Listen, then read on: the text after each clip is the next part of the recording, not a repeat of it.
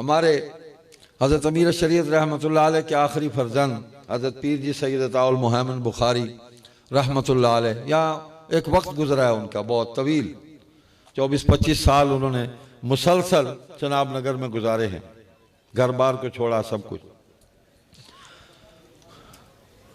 आपको क्या बताएं कि ये लोग किस मिट्टी के बने हुए थे और इनकी रूह जो है वो हुजूर सल्लल्लाहु अलैहि वसल्लम की मोहब्बत से किस तरह सरशार रहती थी और किस तरह हुजूर की सुन्नतों पर अमल करते थे ये लोग।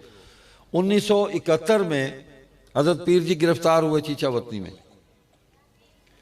और एक कादियानी के हवाले से एक केस बना, उसने एक मुसलमान को मार दिया, कत्ल कर दिया, गुलाम रसूल को, और उस पर लोगों में इश्तियाल पैदा हो गया, तहरीक खड़ी हो गई। चीचावतनी, साहिवाल, कौड़ा, मियाँ चन्नू, खानेवाल, वो आगे पत्तों की, लाहौर तक ये पूरा एरिया जो है ये एक तहरीकी शक्ल बन गया इसके अंदर, और पीर जी उसमें तकरीर कर रहे थे।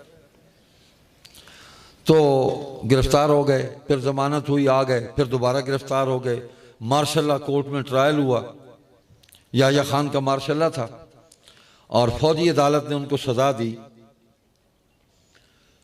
5 कोड़े, 6 महीने कैद बामुशक्कत और 8,000 रुपये जुर्माना।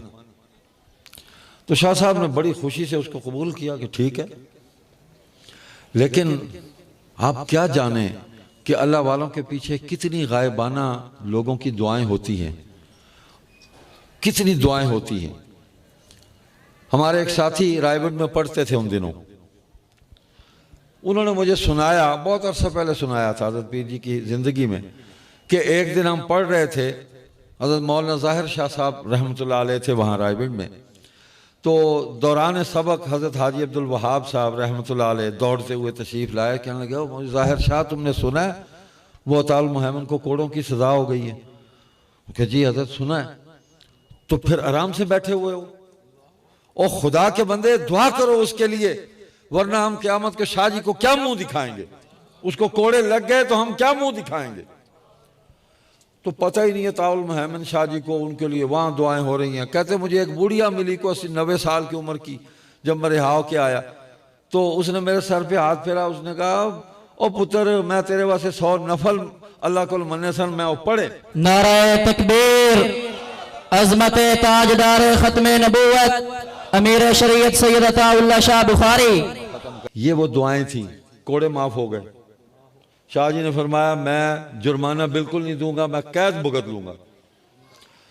पूरी जेल का जो मैस था वो कैदियों ने हड़ताल कर दी, जेल में हंगामा हो गया। उन्होंने कहा कि अगर हमारा खाना लंगर इस बंदे के सुपुर्द करते हो तो हम अपनी हड़ताल खत्म करते हैं, वरना तुम्हारी हमारी खुली जंग। हजरत मौलाना हबीबुल्लाह फाजिल रशीदी भी उसमें थे और भी लोग थे, और मैं मुलाकात के लिए जाया करता था, हर हफ्ते के दिन हम जाते थे उस जेल के अंदर। हजरत ये बड़ी अजीब बात है, उन्होंने अपने बाजू को काटा, यहां से जख्मी किया, उसमें से खून निकाला और एक अहदनामा लिखा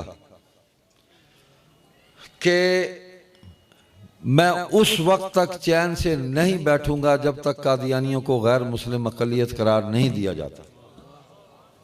उस वक्त रब्वा भी खुला शहर नहीं था, और उसमें लिखा कि अल्लाह मैं आपसे अहद करता हूं कि मैं अपनी जिंदगी मुहासबा कादियानियत के लिए खर्च और सर्फ कर दूंगा, इस रास्ते में मैं मौत को भी कबूल करूंगा, लब्बैक कहूंगा और अपने अहद से रूगर्दानी नहीं करूंगा।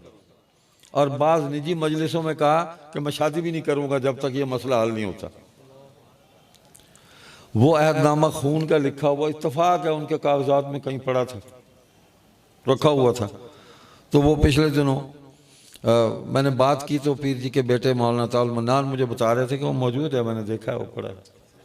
ये लोग थे यहाँ, मतलब खून दे देंगे ये कहना बड़ा आसान है। 11 हमले हुए हैं यहाँ चनाब नगर में उन पर कातलाना, किसी एक का भी कभी अखबार में पढ़ा आपने? वो दरवेश आदमी था, फैसलाबाद से चनियोट आने के लिए जेब में किराया नहीं है, वहां से पैदल यहाँ पहुंचे, किसी के सामने हाथ नहीं फैलाया।